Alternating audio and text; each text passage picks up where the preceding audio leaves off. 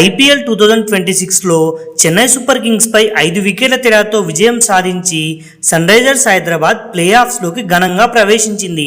Chepauk stadium వేదికగా జరిగిన ఈ ఉత్కంఠభరిత పోరులో హెన్రిచ్ క్లాసెన్ మరియు ఇషాన్ కిషన్ తమ బ్యాటింగ్తో జట్టును గెలిపించారు. చెన్నై నిర్దేశించిన 181 పరుగుల లక్ష్యంతో బరిలోకి దిగిన సన్ రైజర్స్ ఆరంభంలోనే ట్రావిస్ హెడ్ వికెట్ను కోల్పోయింది. అభిషేక్ శర్మ 26 పరుగులు చేసి అవుట్ అయిన తర్వాత హెన్రిచ్ క్లాసెన్ మరియు ఇషాన్ కిషన్ ఇన్నింగ్స్ను నిలబెట్టారు. వీరిద్దరూ మూడో వికెట్కు 41 బంతుల్లో 75 పరుగులు జోడించారు. క్లాసెన్ మరియు కిషన్ అవుట్ అయినప్పటికీ చివర్లో సలిల్ అరోరా మరియు స్మరణన్ రవి బౌండరీలు బాది మరో 6 బంతులు మిగిలి ఉండగానే విజయాన్ని ఖరారు చేశారు. అంతకుముందు బ్యాటింగ్ చేసిన సిఎస్కే 7 వికెట్ల నష్టానికి 180 పరుగులు చేసింది. కార్తిక్ శర్మ 32 పరుగులు, డివాల్ట్ బ్రేవిస్ 44 పరుగులు మరియు శివం దూబే 26 పరుగులతో రాణించినప్పటికీ వారి బౌలర్లు లక్ష్యాన్ని కాపాడలేకపోయారు.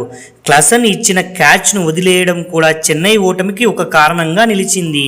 ఈ విజయం ద్వారా సన్ రైజర్స్ ప్లే ఆఫ్ బెర్త్ను ఖరారు చేసుకోగా ఈ ఓటమితో Chennai Super Kings playoff అవకాశాలు దాదాపుగా ముగిశాయి.